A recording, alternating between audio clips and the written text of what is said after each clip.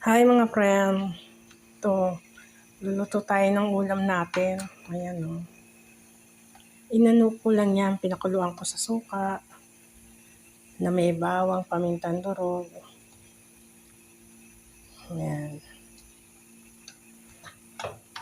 Hayaan ko lang matuyo, diyan ko na rin siya pipiritusin.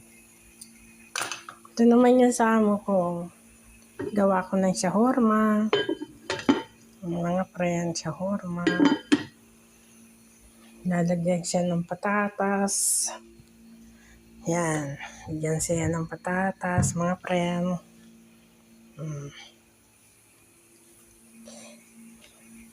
Inuuna ko muna yun sa akin. Kasi pag nag-umpisa na ako sa kanila, hindi na ako makaluto. Hayaan ko lang siya matuyuan dyan.